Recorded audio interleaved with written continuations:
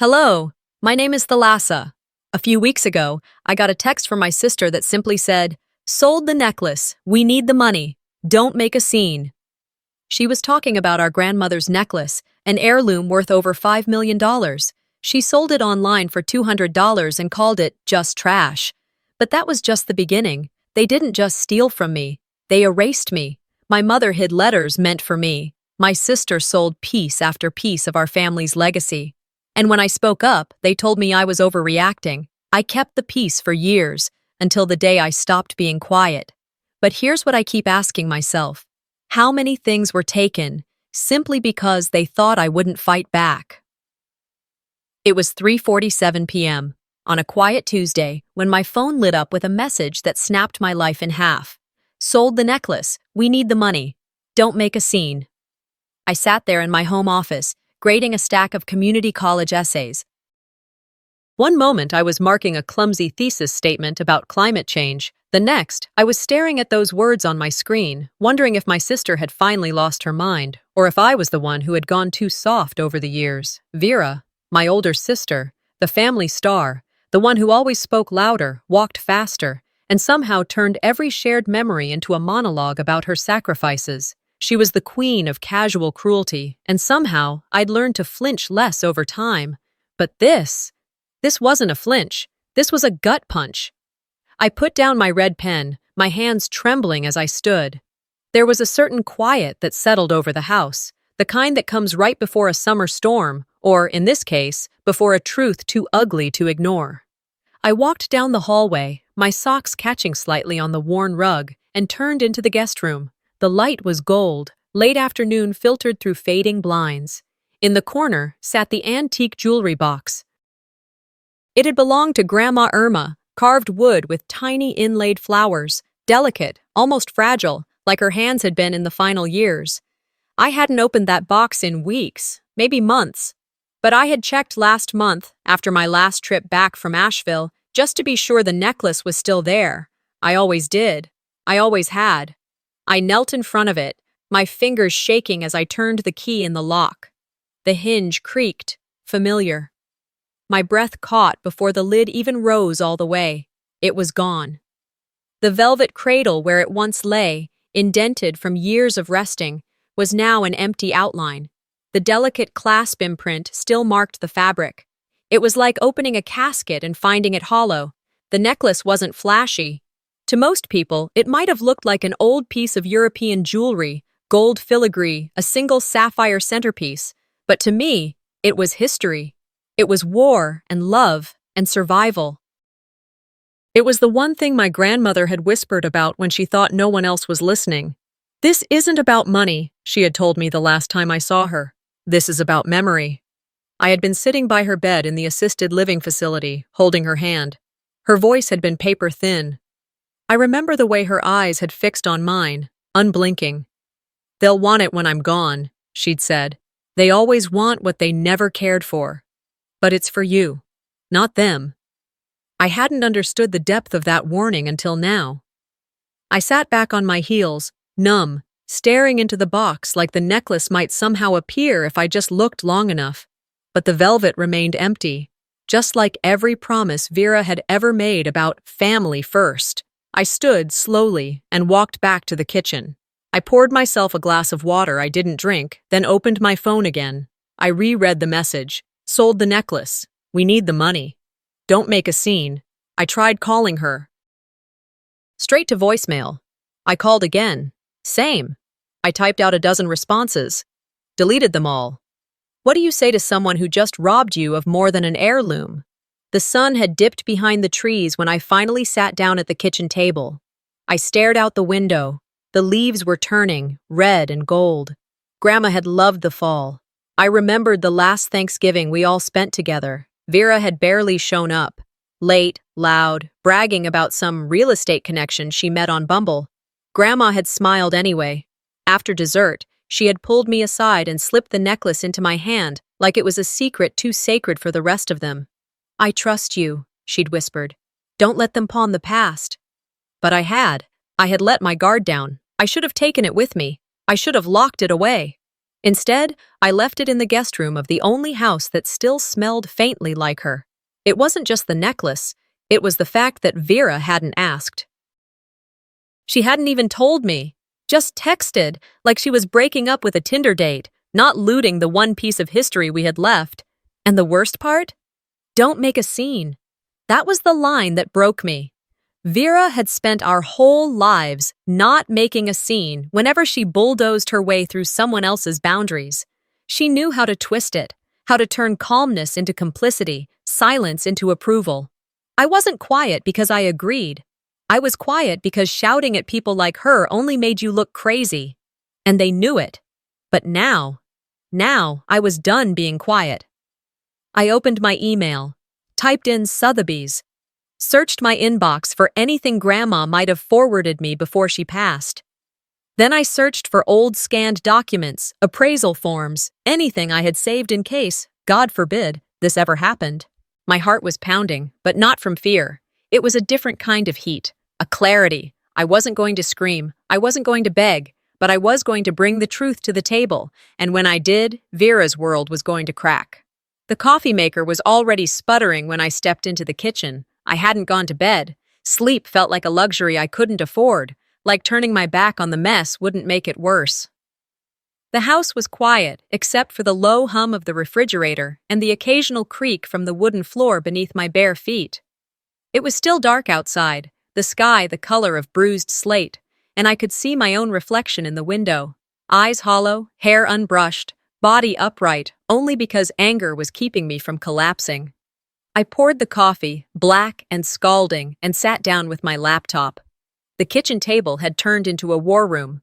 Legal pads, a USB drive, a battered manila folder labeled Irma Estate in Grandma's handwriting.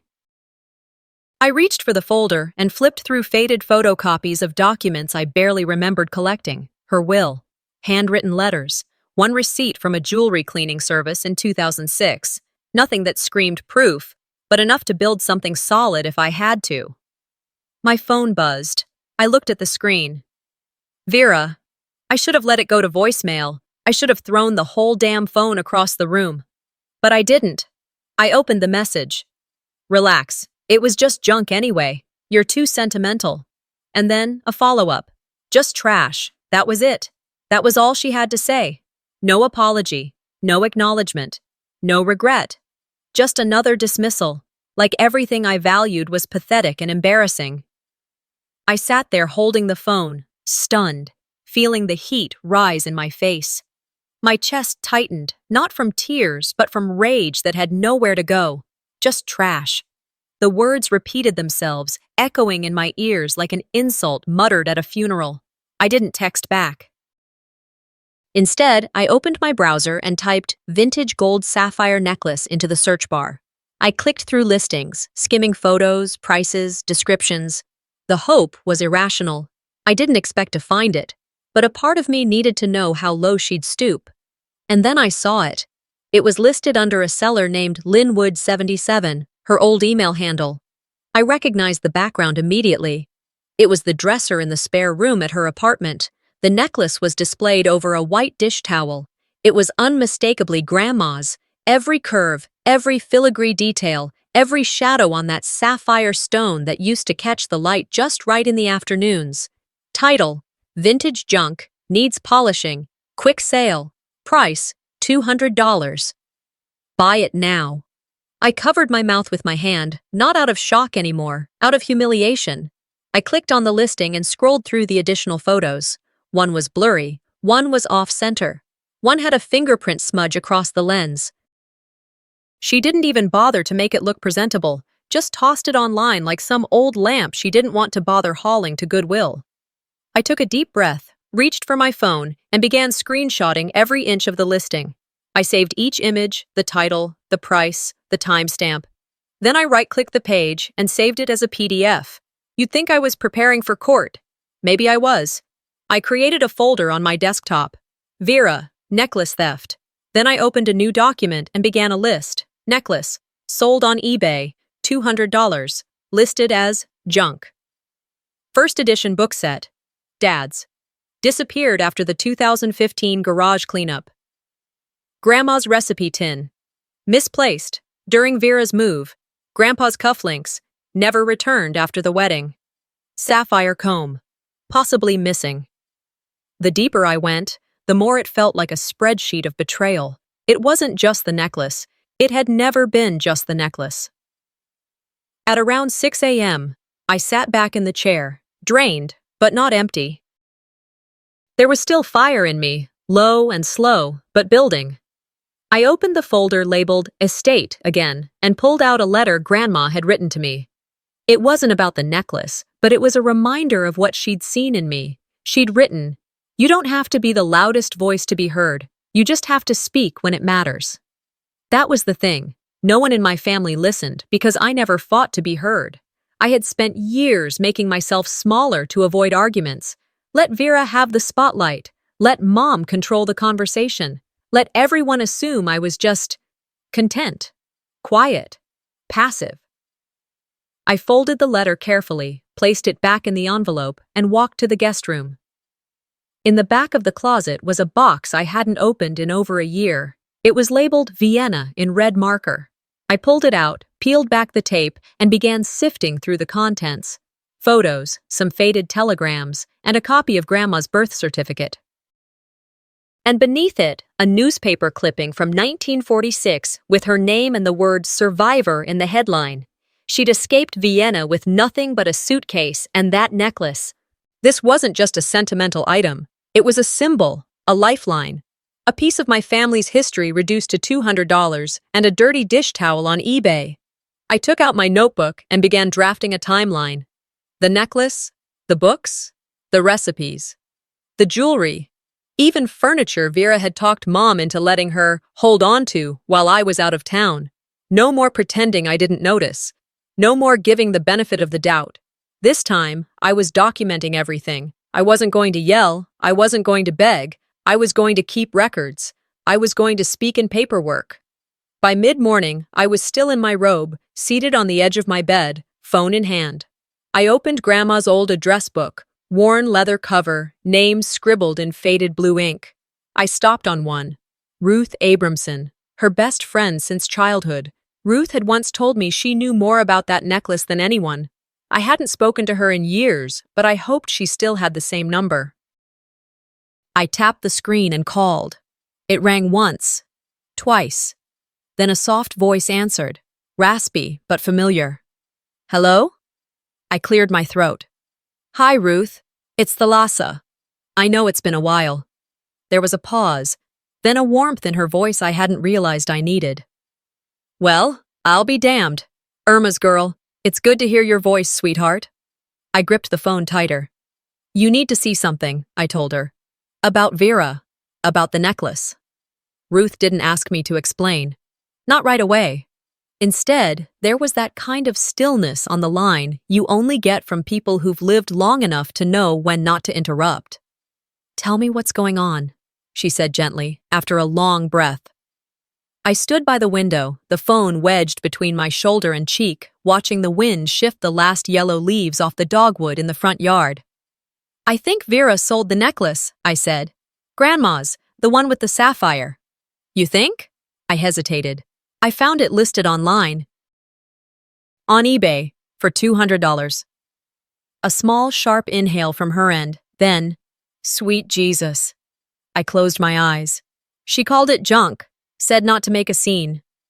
Ruth let out a sigh that sounded like disappointment layered with something heavier, confirmation of a suspicion she'd probably carried for years. She always wanted that necklace, Ruth said. Even when we were young, she used to try it on when your grandmother wasn't looking. I remembered that. Vera had always had sticky fingers when it came to Grandma's things, but this was more than a petty childhood habit. This was theft, plain and simple. She told me once, Ruth continued, that necklace came from a Habsburg cousin. Irma's great-aunt married into one of the minor houses in Austria. When they fled the Nazis, they only brought what they could hide. That necklace was sewn into the hem of her coat. I sank into the couch, stunned by the detail. Grandma had hinted at the story, never fully confirmed it. But hearing Ruth say it aloud gave it weight I couldn't ignore. I had no idea it went that far back, I whispered. She didn't talk about it much, Ruth said. Didn't want people to think she was bragging. That's the thing about your grandmother. She didn't just carry history, she protected it. I swallowed hard. She gave it to me. Said no one else would understand what it meant. And she was right, Ruth said. There was a pause, then I heard her rustling through papers. I have something, she said. Hold on. I waited as she walked, her footfalls soft against hardwood floors. Then the sound of a drawer opening, followed by more shuffling. Aha, she said. Found it. Back in '98, Irma asked me to keep a copy of the appraisal in case anything ever happened. Said she didn't trust Vera not to go sniffing. She chuckled dryly. Smart woman. Ruth snapped a picture and texted it to me. I opened the image. The Sotheby's letterhead glowed on my screen, faded slightly but legible. There it was in print. Vintage Austrian heirloom necklace, 18K gold, original sapphire centerpiece, estimated value $4,900,000. I didn't know what hit me harder, the number or the knowledge that Grandma had predicted this exact betrayal.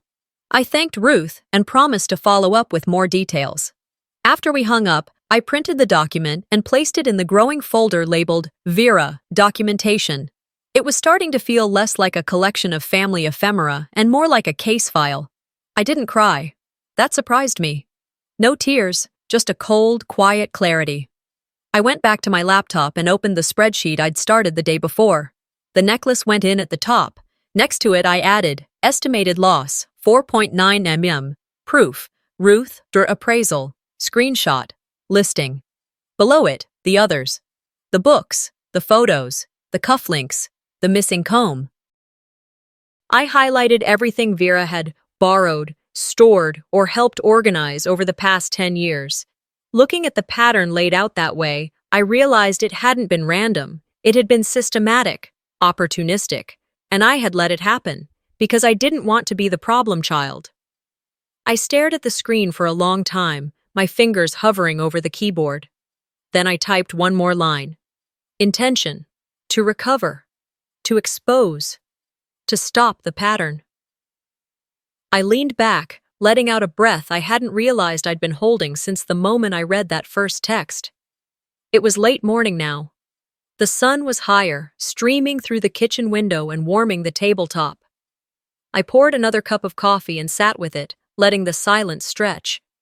That's when my phone rang again. Unknown number. Manhattan area code. I hesitated before answering. This is Thalassa Verrill, I said cautiously. Miss Verrill, the voice was smooth, professional.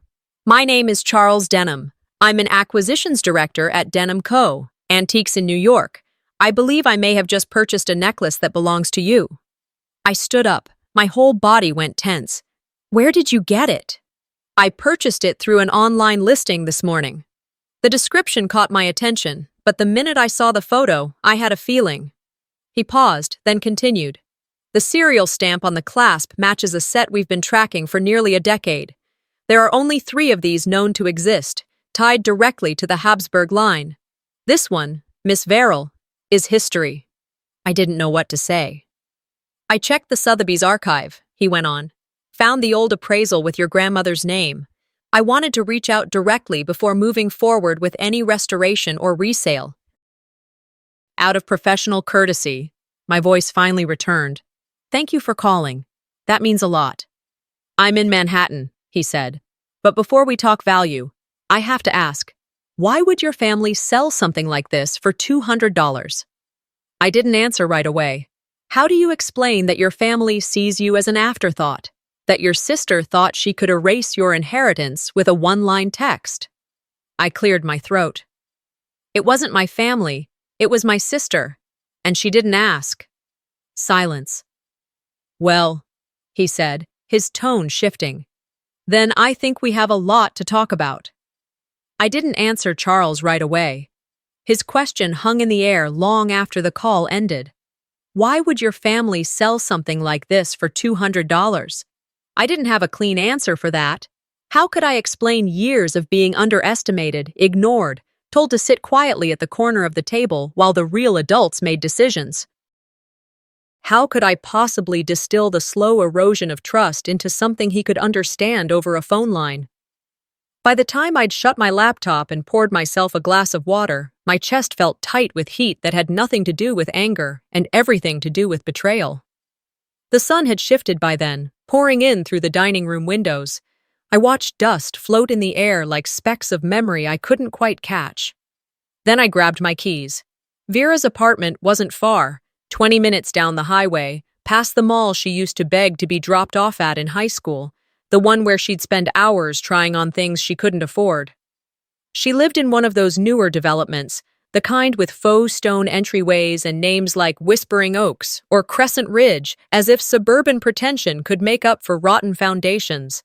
I didn't call ahead. I knew she wouldn't pick up, and even if she did, she'd find some way to spin it, to put me on the defensive before I'd even arrived. When I pulled into her driveway, her car was out front, silver SUV. Always washed, always polished, her pride wasn't subtle. I rang the bell and waited. After a few seconds, the door swung open. Vera leaned against the frame, arms crossed, an artificial smile stretching her lips. "Wow, you really came over here for this?" she said, tilting her head like I was a child with a tantrum. "Still mad about the necklace?" I walked past her without a word. The scent of lavender candles and expensive detergent hit me. Her place was spotless, like it had been staged. No kids, no clutter, just curated sterility. A personality scrubbed clean. I sat at her dining table and pulled out a folder. I placed it in front of me, slow and deliberate. Vera closed the door, sighing like I was exhausting her. "You could have just called," she said, walking toward the kitchen island. "You wouldn't have answered," I said calmly, opening the folder. "This is the eBay listing, screenshots, appraisal from Sotheby's, your username, your IP address, everything." She glanced at the printouts, then rolled her eyes. "God, you're being dramatic. It's a necklace, Thalassa. A piece of metal. I didn't think you'd turn it into a federal case." "It wasn't just a necklace," I replied, staring at her. "It was history. And it wasn't yours. It was sitting in Mom's guest room for years. No one even looked at it." I didn't respond right away. I let that settle. Then I opened my phone and played a voicemail I'd received that morning. Mom's voice crackled through the speaker. "Thalassa, honey, listen. I told Vera she could sell it. She needed the money. You're not using it, and we thought, it's just a necklace. You're being too emotional about all of this." I stopped the message. Vera smirked. "See? Even Mom agrees. This doesn't have to be a whole thing." "You told her she could sell something that wasn't yours to give," I said. "You both knew what it was. You just didn't think I'd fight you on it. You're acting like I broke into your house and stole it." "No," I said, folding my arms. "You manipulated the situation so you could take it without asking. Same thing you've done for years." She scoffed. "Oh, please. What else have I supposedly stolen from you, huh?" I didn't answer with words. I reached into the folder and pulled out a second page. A list. Dad's cufflinks, borrowed for her ex's promotion dinner, never returned Grandma's recipe cards, last seen during Vera's 2019 move, Grandpa's watch, vanished after Thanksgiving. The family photo album, conveniently misplaced the sapphire comb, still unaccounted for. I slid it across the table. Her face shifted, just slightly. "Enough." "You made a list?" she said, trying to laugh, but it caught in her throat. "I kept quiet before," I said, "because it felt petty to argue, because I didn't want to look like the jealous little sister. But this isn't petty. It's calculated." "You never cared about any of this until now," she snapped. "That's not true," I said quietly. "I cared when Grandma gave me that necklace in the hospital. I cared when she told me to protect it. I cared when I saw it listed online next to a dish towel like it was a thrift store reject." Vera leaned back, folding her arms again. "You always had this complex," she said. "Like you were the chosen one, Grandma's favorite. You think that makes you better than everyone else?" "I never thought I was better," I said. "I just thought I mattered." She didn't have a comeback for that. Instead, she stood and walked to the fridge, pulling out a can of sparkling water. She cracked it open and took a sip, like we were chatting about weekend plans. "I did what I had to do," she said finally. "I needed the money." "You could have asked. You would have said no. You didn't give me the chance." She looked away, out the window, pretending to be deeply interested in the neighborhood kids riding scooters down the sidewalk. There was something hollow in her posture now, a slouch of someone who knew they'd gone too far but couldn't admit it. I stood up, collecting my folder. She turned back. "What are you going to do, sue me?" I didn't answer right away. I zipped the folder shut and slipped it into my tote. "Not yet," I said. "But if you touch one more thing that doesn't belong to you—" I left the sentence unfinished. She didn't ask me to finish it. As I walked to the door, I caught a glimpse of a framed photo on her console table, our family from years ago. Christmas morning, Grandma in the center, smiling at something off camera. None of us had noticed then, but now I could see it clearly. Vera had always been reaching for something in that photo, leaning toward the gifts, away from the people. As I closed the door behind me, I knew this wasn't over. Not yet. By the time I pulled into my driveway that night, the sky had deepened to a murky gray, heavy with the kind of silence that presses in on you. I didn't bother turning on the porch light. I just stepped inside, tossed my keys into the bowl by the door, and walked straight to the den. I didn't need to eat. I didn't need to shower. I needed to work. I powered up my laptop and grabbed a legal pad from the cabinet. One by one, I began to list everything Vera had taken, or, as she liked to say, borrowed. It didn't take long for the list to turn from a few bullet points to something that looked like a property inventory sheet. 1999, Grandma's wedding silver, cleaned for a dinner party, never returned. 2003, Grandpa's cufflinks, worn by Vera's ex, gone ever since. 2008, the brooch, last seen at Mom's birthday. Vera claimed it went missing in her purse. 2011, first edition Hemingway books, donated accidentally during a garage cleanout. 2015, the original wedding album, still somewhere in storage. 2018, recipe box. "Oh, I scanned it for you. You didn't get the email?" 2021, sapphire comb, not even acknowledged. Next to each item, I added notes, names, timelines. Some had photos, others had receipts. A few, like the books, only lived in my memory now. It was methodical, almost surgical. I wasn't doing it out of emotion anymore. I was documenting a pattern. It wasn't about revenge, it was about truth. Around 10:30, I remembered a box in the back of my closet labeled Irma Personal. It had sat unopened for years, sealed with yellowing packing tape. I carried it to the table and sliced it open with a letter opener. Inside were photographs, old letters, a worn pair of opera gloves, and a sealed white envelope addressed to me in Grandma's spidery handwriting. Thalassa. Only open if it matters. My heart tightened. I had never seen this before. I sat for a long time with the envelope in my lap before carefully peeling it open. Inside was a single piece of stationery, written 3 weeks before Grandma died. "If you're reading this, something's gone wrong. Maybe not with the necklace, maybe with everything else.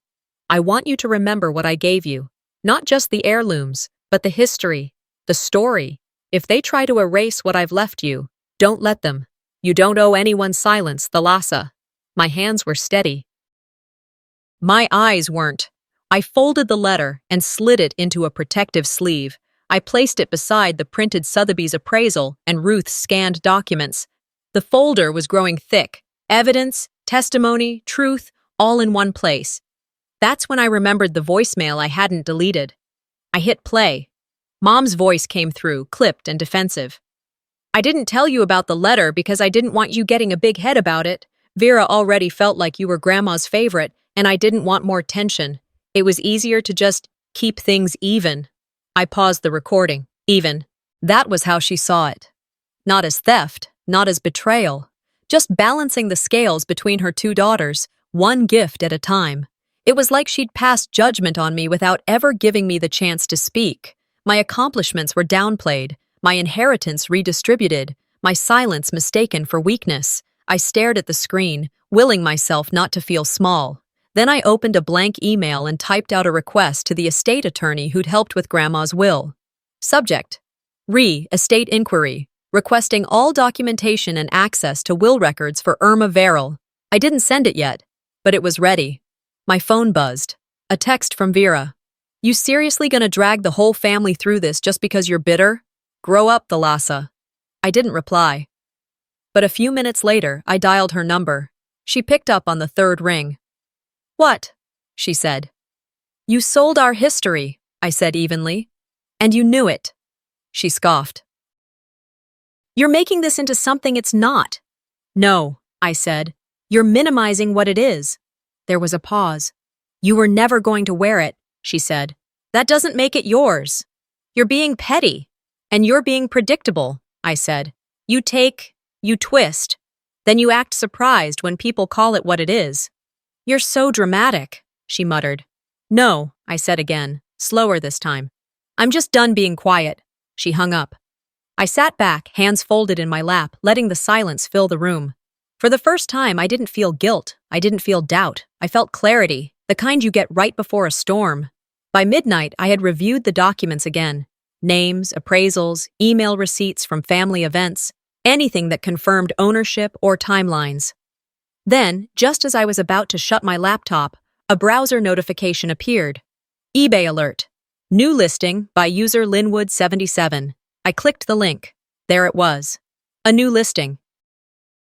No photo this time, just a title. Vintage Austrian heirloom comb. Needs polish. I stared at the screen. The comb. The one with the pearl inlay. The one Grandma had once said was older than the house she grew up in. The one she wore on her wedding day and told me as a girl, it's not for show, it's a crown for women who survive. And now Vera had it listed online like it was just another trinket. I clenched my jaw. Not again. I didn't sleep. After spotting the comb, listed on Vera's eBay account like it was a prop from a high school play, something inside me finally shifted. Not the quiet grief I'd been carrying, not the calm resolve I'd tried to maintain. This was something sharper, something final. At sunrise, I made myself toast. I didn't eat and drank black coffee while staring at the auction screen. My thumb hovered over the report item button. But I didn't click it. Not yet. I had other plans first. I moved from the kitchen to the office and sat at my computer. Out of instinct, I opened Instagram. Vera's profile was public, always had been. She loved attention too much to hide. The latest post popped up with insulting clarity. A flute of champagne held aloft by a manicured hand, white spa robe. The caption read, "Self-care matters. Hatch luxury on my terms. Had deserved every drop." The location tag said Asheville, a high-end wellness resort known for mineral pools and mountain views. It wasn't just a getaway. It was a statement, a middle finger dressed in white terry cloth. She was celebrating. Celebrating? What? Lying? Stealing? Auctioning off our grandmother's memories to strangers while pretending it was part of some wellness journey? I took a screenshot, saved it to the same folder I'd been building for days. Then I forwarded the image and the eBay link to Mom. My message was brief. She's selling the comb now. Mom replied within minutes. She's going through a hard time, Thalassa. Maybe let her keep a few things. You don't need it all. It's just stuff. I gripped the phone tighter, my knuckles white against the plastic. You don't need it all. That was it, wasn't it? Vera needed. I didn't. She got spa trips. I got silence. She sold heirlooms. I got told to be reasonable. I stood, walked into the bathroom, and splashed cold water on my face. Then I called Ms. Delgado, Grandma's former estate attorney. She picked up after 2 rings. I'm ready, I told her. I want to draft a cease and desist. She didn't ask why. She'd been watching the situation unfold quietly, waiting for me to say the words. We set up a video call for later that morning. By 10 a.m., I was seated at my desk again, legal pad filled with notes. Ms. Delgado appeared on the screen, sharp suit, no-nonsense tone, a woman who had seen more family betrayal than most therapists. I've reviewed the documents you sent, she said. The appraisal, the will, the online listings, it's more than enough to draft something formal. You're not overreacting, Thalassa. You're responding appropriately. I nodded once. She continued, "We'll request immediate removal of any items connected to the estate, plus a written acknowledgement of ownership and a halt to any future sales. We can escalate if necessary." "Let's escalate," I said, without hesitation. She raised an eyebrow slightly but said nothing. She'd probably expected that. We ended the call with a draft plan in place. I would gather additional documentation, and she would prepare the formal letter. A courier could deliver it directly to Vera's apartment. Before shutting my laptop, I sent Vera a message. "I've documented everything. If you list or touch one more item, I will escalate." Her reply came 15 minutes later. A single emoji. That was the final straw. I didn't respond. Instead, I called Ruth again. I needed to hear a voice that didn't twist facts into guilt. She answered on the first ring. "Found more?" she asked, already knowing. "She listed the comb," I said. "The one Grandma wore on her wedding day." There was a silence on the line. Then Ruth spoke, voice low. "That comb's worth more than money. That's generational, cultural. You don't let that end up in a stranger's hands." "I won't." "I'll write a statement," she said. "If you go to court, I'll testify. I still have the letter your grandmother wrote me about the necklace, and I can swear to everything she ever told me." "Thank you," I said. "And Thalassa?" Ruth added. "Don't let them call you emotional. You're not being emotional. You're being the one who remembers." After hanging up, I opened my private genealogy group on Facebook, one dedicated to descendants of Central European Jewish refugees. I made a post in the private forum asking if anyone had ever lost family heirlooms due to internal theft. The responses flooded in. Cousins, aunts, even strangers commented with stories of how things disappeared after funerals, during estate transitions, during cleaning out the attic. Patterns, theft masked as survival. Then, something caught my eye. A woman named Elise commented, "Vera Linwood? She's your sister. She borrowed our great-uncle's military pin collection in 2017, said it was for a family photo display. We never got it back." I messaged her directly. By that afternoon, I had connected with not one but two other relatives who'd had heirlooms borrowed by Vera. They'd all been distant enough not to press charges, but they were angry and willing to write statements. I called Ms. Delgado again. "If this becomes a pattern across branches," she said, "you may have grounds for broader legal action, possibly even fraud." I took a deep breath. Then let's prepare for that too. Just before dinner time, as I sat in the living room compiling PDFs, my phone vibrated again. A direct message from Vera. Funny how little sisters forget where they came from. Attached was a blurred photo. I tapped it. It was another heirloom. The velvet case was unmistakable. But the image was just out of focus enough to make me wonder if it was meant as a threat or a trophy. I didn't reply. I took a screenshot. Then I sent it to Miss Delgado. The reply from Ms. Delgado arrived in my inbox before I'd even finished my coffee. "We're ready." I sat back in my chair, shoulders hunched but jaw locked. The living room was still dark, the early morning light barely brushing across the floor. I'd been up most of the night, shifting between rage and something deeper, resolve. I opened the folder one more time, reviewed the documents, then drove to Delgado's office downtown. It was Wednesday, midweek, gray skies threatening rain. I didn't need an umbrella. I wasn't planning to stand still. By 9:15 a.m., I was seated in her glass-walled conference room, a legal pad in front of me, hands folded. She entered with a folder of her own, brisk but calm. "The documents are in order," she said, taking her seat. "We'll file under small claims and probate court. It covers both the sale of items from the estate and defamation, depending on how far you want to take it." "I want it to go far enough," I said. "I want her to understand this isn't just about a necklace or a comb. This is about what it means when someone believes they can rewrite history." She nodded. "I'll have the filing in by noon.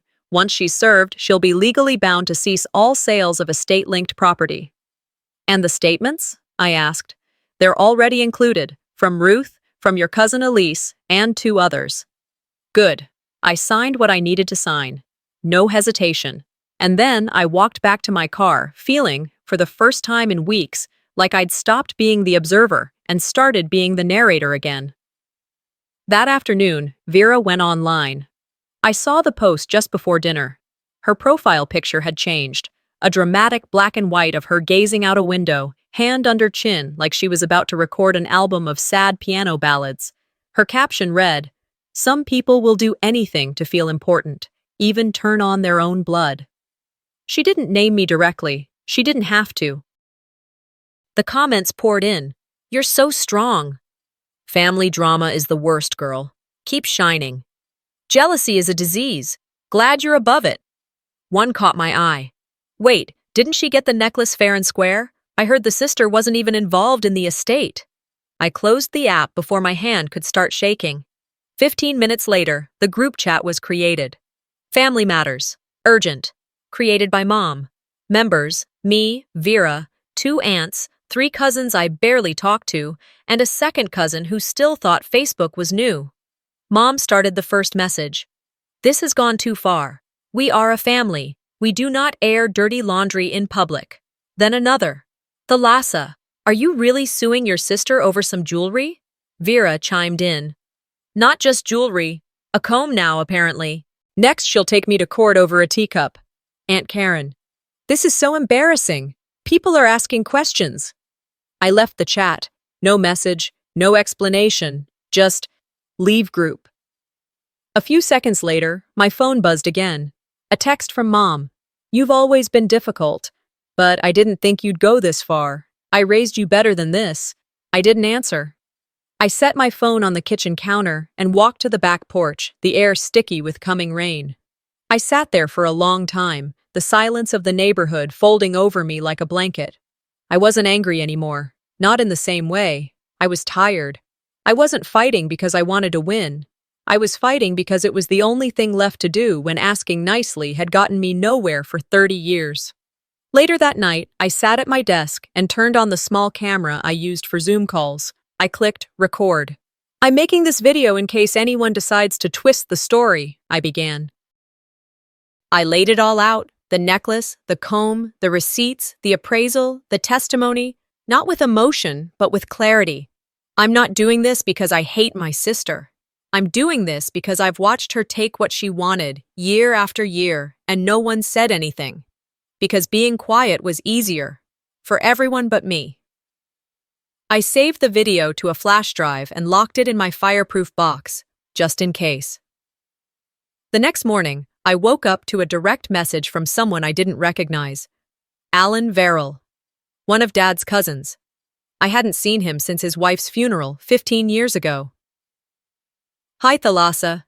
I don't know if you remember me, but I saw what your sister posted online. Back in 2014, she asked to borrow a set of WW2 medals that belonged to my father, said it was for a family history project. We never got them back." She stopped replying. I stared at the message for a long time. Another one. By lunchtime, I had 3 more messages, distant relatives, vague connections, all with similar stories. Vera had been doing this for years, and no one wanted to make waves. Until now, I forwarded everything to Ms. Delgado. "This might grow," she said.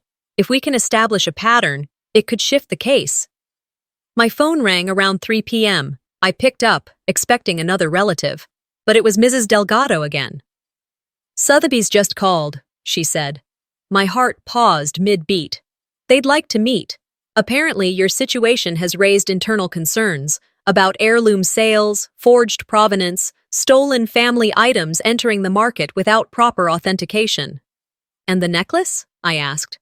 "They confirmed it's real, but more than that, they want to talk to you about possibly helping them shape future policy, as a case study." I sat down. "You mean, they want me to help change the way they do things?" "Yes." "You've started a conversation they weren't having." I looked out the window. The first drops of rain were hitting the glass. A steady rhythm, nothing dramatic, just constant. "If Vera wanted a war," I said quietly, she had just declared it in front of the wrong battlefield. The morning of the mediation hearing, I arrived at the courthouse early, half an hour before the doors opened. I sat in my car, engine off, hands resting on my lap, trying to focus on my breath. The air was cool, just brushing against the edge of spring, with that thin crispness you only get in the in-between. "You asked for a fight," I whispered, "but you're about to get facts." Inside my tote bag sat a neatly organized folder: appraisals, email printouts, screenshots, notarized statements, and a flash drive containing the video diary I'd recorded, just in case Vera tried to spin this into another sob story. At 9:02 a.m., I stepped inside. The mediation room was sterile: cream walls, beige carpeting, a rectangular table in the middle with 3 chairs on either side. Ms. Delgado met me at the door, dressed like the sharpest person in the building, calm as ever. "She's not here yet," she said. "She'll come late," I replied. "That's her move. Arrive late, make it look like she's too important to be on time." At 9:17, Vera walked in. She was dressed for performance: high-waisted navy trousers, silk blouse, subtle gold jewelry. Her lawyer followed closely behind, stiff posture, a man who clearly didn't know what he'd signed up for. Vera looked at me like I was a bug under glass. I didn't return the favor. The mediator entered, introduced himself, and laid out the process. Then he turned to me. "Miss Verrill," he said, "you may begin." I opened my folder and started placing documents on the table, one by one. Calmly. Precisely. "This is the original appraisal from Sotheby's, dated 1998, I said. "Valuing the necklace at $4.9 million. "This is the online listing Vera posted, offering it for $200, calling it junk. "These are screenshots of other listings, family heirlooms passed off as vintage knickknacks. "This is a direct message where she taunts me. "This," I said, placing the final item down, "is a USB containing a video diary and signed statements from 4 other family members who've had property borrowed by my sister and never returned." Vera's lawyer was already flipping through the pages, jaw tight. He leaned over and whispered something to her, but she didn't respond. She kept her eyes on me, unreadable, but I saw her throat tighten. For the first time, she looked smaller.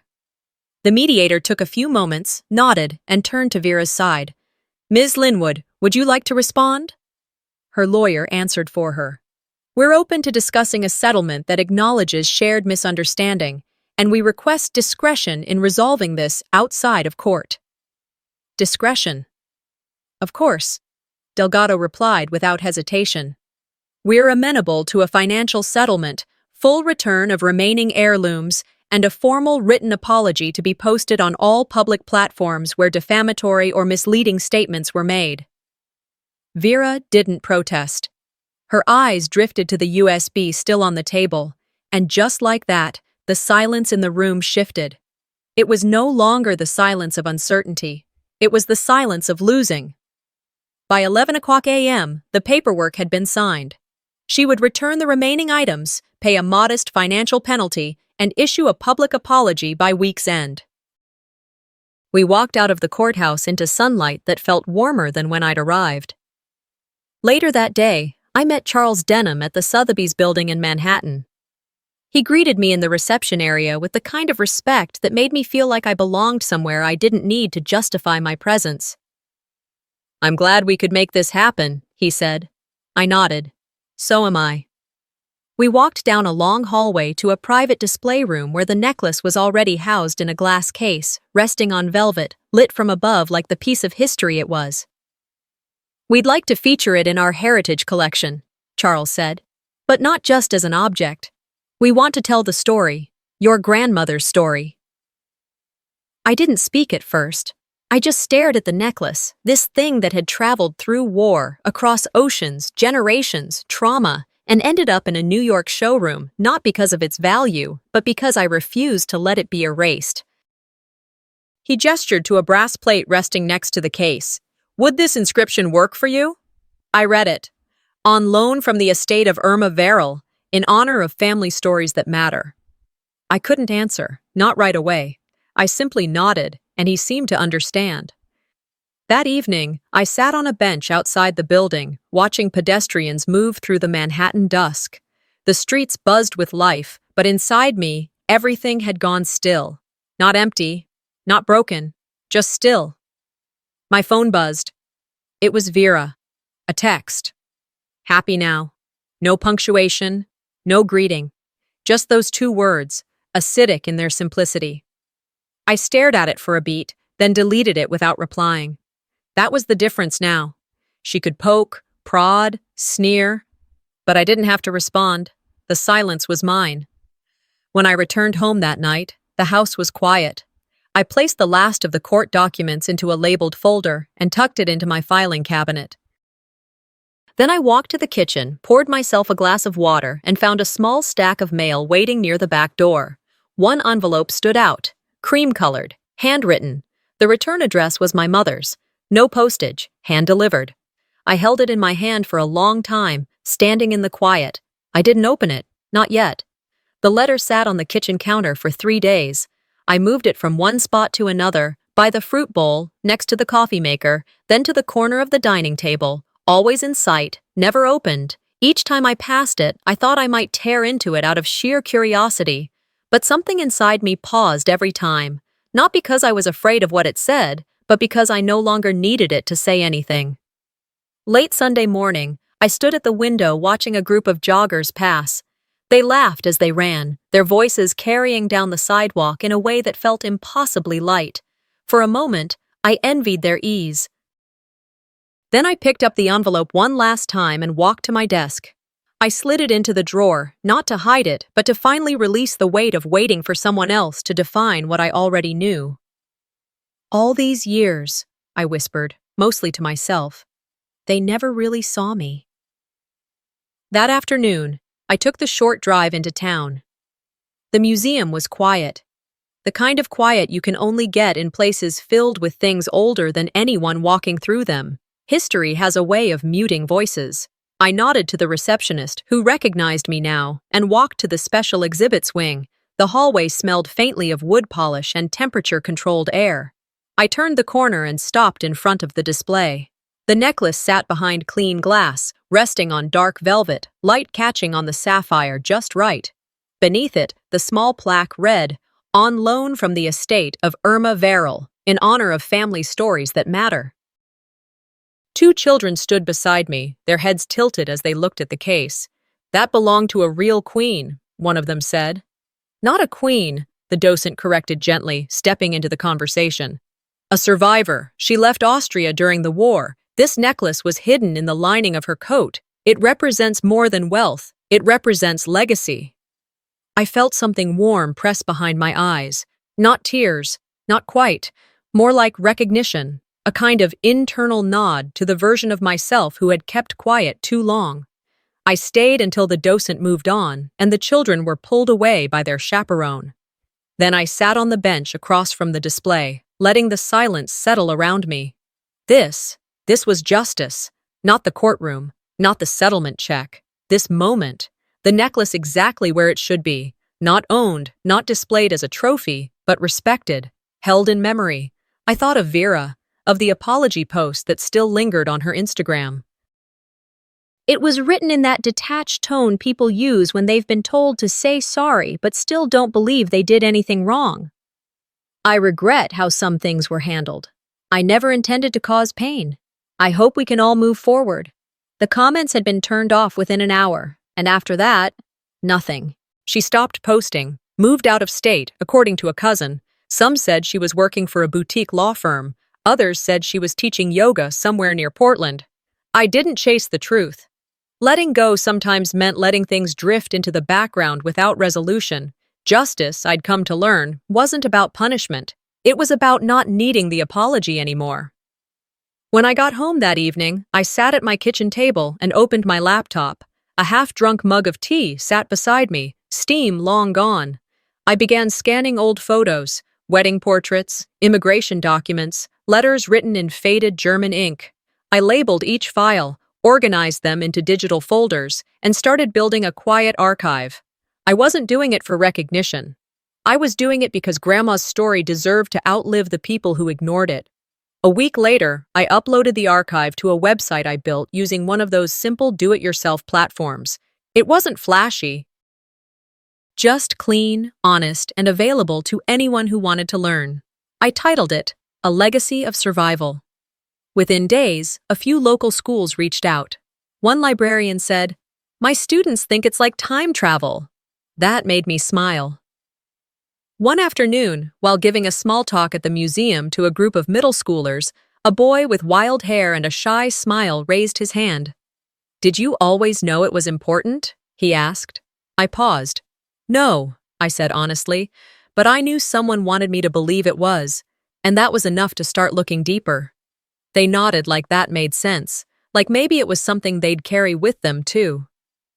Later that evening, as the sun dipped low and painted the streets with that particular Carolina gold, I walked home slowly. No rush, no need to race toward anything. Life felt quieter now, not empty, just quieter, more mine. When I reached the front steps, I sat for a while before going inside. I thought of Grandma. "I didn't keep everything," I whispered into the breeze, "but I kept what mattered. And for the first time in a long time, that felt like enough. Sometimes justice doesn't come with loud victories. It comes in quiet moments when you choose not to stay silent anymore."